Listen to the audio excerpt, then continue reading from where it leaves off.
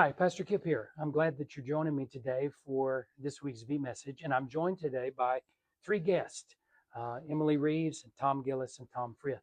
And we're going to talk a little bit about ways in which we can be involved in mission and ministry here in the life of the church. And first, I want to talk with Emily about gleaning. You're involved in the gleaning ministry. Tell us, first of all, what that is and what your involvement is and how others might be involved in that as well. Great. Gleaning is a volunteer project that we have here, part of our mission committee at First Presbyterian. It has been in place about 10 years, started by a past parishioner named Hester Cope. Um, and I have particularly been involved with Gleaning for the past 2 years. Gleaning is a project that was started at our church in combining the local farmers market here in Florence and the soup kitchen that we host here at our church. It's an opportunity for someone to volunteer, and it is a great, just direct impact and contact with our community. Like I said, I've been doing it for about 2 years. There's days I do it by myself, there's days I do it with my husband and my child as well. Who is a young teenager. It is an opportunity on a Saturday. You visit the local farmers market, you get a chance to pick up local produce, fresh fruit and vegetables that the farmers are encouraged to donate there at the market. Also, people visiting the market are encouraged to buy goods as well. And we have a cart, a set up a little stall there that has gleaning on it. And it gives people a chance to donate. If you are the volunteer that's working that Saturday, your responsibility is you go there at the end of the farmers market around noon, and then you bring those fresh fruit and vegetables here to the soup kitchen that we host here on Saturdays at our church. And you really see the direct impact of the people in need that are here for the soup kitchen. It gives them a chance to have fresh fruits and vegetables that day through that week. And you just really see that direct impact and that joy that brings that a fresh tomato, a fresh cucumber, grapes, apples, things like that, can really bring to people. For me, it's just been a great opportunity to try to volunteer with our church, with the mission committee. It doesn't take much of your time. This is about an hour on your Saturday when you sign up. Again, young and old can help. We've been doing it for 2 years. My child can really see the impact that it makes, and I think it's just a really good opportunity to help our community. And if somebody wanted to get involved, who would they contact? They could talk to you Yes, or if anyone has any questions, don't hesitate to ask me. I will gladly give you some information of what to expect, on that Saturday. Tom Gillis is on the mission committee, and he is a direct contact for me that I talk to him and get advice and, sign up for my Saturdays when I can. yeah, would it be something that someone I could do one time to see if it's something they would like to do? Can do Absolutely. that? Yeah. Yes. I really just right now, I know I try to commit one Saturday a month during that time of the few months that the farmers market runs. And then I just kind of check my schedule and see what else I can help with. But yes, it can be a one and done. It can be multiple Saturdays in a row. Whatever you can do would be very helpful. Thank you for sharing about that, and thank you for your work Yes. in that. That's great. That's great. Let me pass this along to Tom. Tom Gillis, tell us about Show Shelter. Shoal Shelter, yes. As many know, this has gone through various iterations. Shoal Shelter being the winter program for unhoused folks in our community. In the past, it's gone under the name of Room in the Inn, where it began years ago. Tom on the board, actually, of the original Room in the Inn. And then it has moved through Home Free Haven, that you may recognize as a name. But most recently, we have rebranded under the name Shoal Shelter. The major impact that I see the Shoal Shelter is having in the community is that, of course, we're keeping people off the street in a warm environment with food on particularly cold nights, but also building a community within the unhoused population in our community.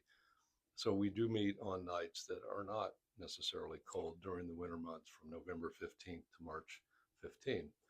Um, Again, there are multiple churches that we partner with. I'd say about 12 primary churches that will house folks during the season, and then another 4 or 5 churches that provide food, volunteers, etc., to the actual night of shelter. Um, we're always our partnering, if you will, is really an outgrowth of the fact that most churches do not have a huge number of volunteers, which is our major small resource. We have plenty of funding. Um, we're currently trying to get into getting funding outside the immediate community with grants, but we're able to manage about a $40,000 to $45,000 budget locally with donations and funding as well. But our major resource that we are in need of is you, and that is the folks here at First Pres and at other churches in our community, providing the overnight um, time with the folks that are in shelter, but also providing food. Dixie and Dixie Carter and yes, I'm blanking on the other Emily, not Emily, Nancy Julie, Burroughs. Julie, our Mhm. dentist. I'm sorry, Julie. Yes, Julie Rice. Julie Rice. Thank Yes. you, There thank you you. So Julie and Dixie were front and center with food this year. And we would just like to expand that out because there are a lot of people who would like to give food, etc., for the folks spending the night with us. Questions? No, thank you, Tom, and that's such great work. Just for information purposes, so say like on a cold night in January, on average, how many Hmm. would you house? That's a good question. How many sleep? We started last year, November 15th, with about 4 people because it was warm and folks on the street were not necessarily interested in coming in. But by January, we were at around 20 to 25 folks. I think the other thing that's important to talk about these kinds of programs, because I get questions about it, and that is, are we just feeding and housing folks, or are we helping them move off the street? And that is an excellent question. And I think we term that, or we think of that in terms of outcomes of the program. This last year, out of the 20 folks that were primarily involved, 2 people became homed, if you will, housed. That's They're great. currently either in a rental situation or a housing environment of their own situation. So we're also over the summer working with some other folks, and we have 2 more folks who should be getting into an apartment. So 4 out of 20 doesn't sound like a huge number, but it is the kind of progress that we're looking for. And you have resources to help people become housed, ways That, of connecting them. that would be the other churches that we work with out of First Pres. Hmm. Many folks there are interested in helping with furniture or helping with apartment rentals and the like. Terrific, Mhm. terrific. Hand that off to the other Tom, Tom Frith. Tell us about the Shoals Community Soup Kitchen.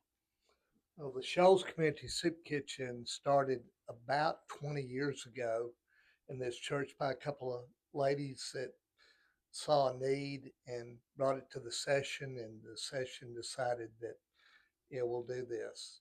And initially, there were more volunteers than there were people, but as time went on and more people found out about the soup kitchen, um, the the number of guests that came and took advantage of it increased significantly.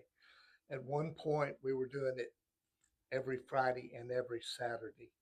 A couple of things happened that set us back to one day a week, but COVID included.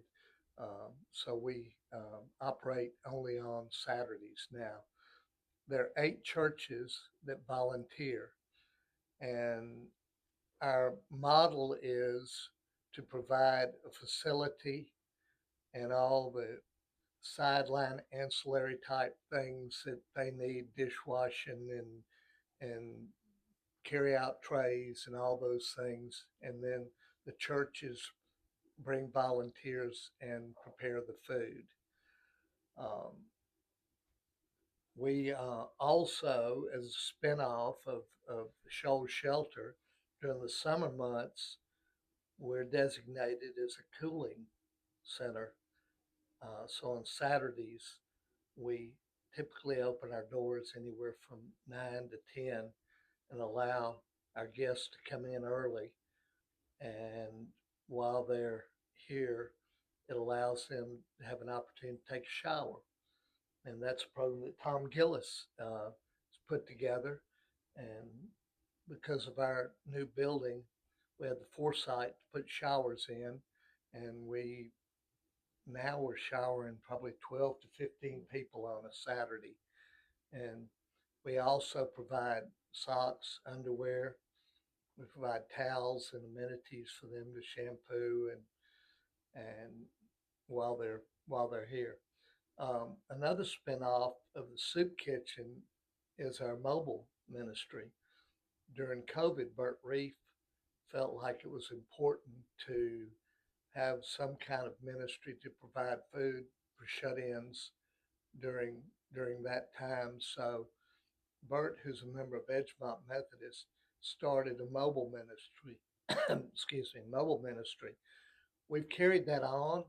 So on typical Saturday, the cooking teams prepare 50 to 60 meals that are to go.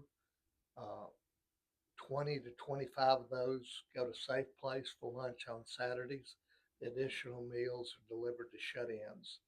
So on a typical Saturday now, we're preparing and serving between 150 and 160 meals. Um, we have good volunteers, but we could always use more. The average age of our volunteers is over 70 years old. Um, but but they're people that really have a heart for this ministry, and it all goes back to what the mission committee feels is important is we're a Matthew 25 church. It's important that what we do for the least of these, and that's what drives our soup kitchen. Thank you, Tom. And it is truly for the least of these that we serve, whether it's gleaning or show shelter or the soup kitchen. And some time ago, I had someone say to me one Sunday, I want to be involved. I want to find a way of making a difference, but just don't know where to start. Well, right here is an example of where to start. Involved in a gleaning ministry, if that appeals to you, or volunteers with the shelter, the soup kitchen, ways in which we're making a difference in the lives of people that a lot of people don't even know about. And that's why I wanted to have this conversation, just a casual way to be together so that you can know, one, that we are making a difference in our community. In addition to Sunday morning worship and youth activities and children's ministries, we're impacting our community in a broader way. And also, the second thing is they need you. We need you. We need one another. And we cannot be all God wants us to be unless we're involved. So find a place to plug in. This is a great place to start. Blessings upon all of you for what you do and for the ways in which this church supports ministry in our community, and all the volunteers and people who are involved that you may not know, or even sometimes they don't know. This is a great way for you to be involved. And we want to thank you. And we want to thank you for making possible all these kinds of ministries with your faithful giving and your support of all the ministries that we're involved in. I look forward to seeing you. We will look forward to seeing you on Sunday at 11 o'clock in worship. Bring a friend or family member with you, and let's get to know one another. Don't forget that right after church this Sunday and following our quick congregational meeting, we'll be having hot dogs and ice cream on the lawn, and that's a great way for you to get involved. And if you are interested in being involved in one of these ministries, seek these people out. Catch them right before they take a bite of the hot dog, and they'll tell you about this ministry, and they'll tell you about how you can be involved. We look forward to seeing you soon. God bless you.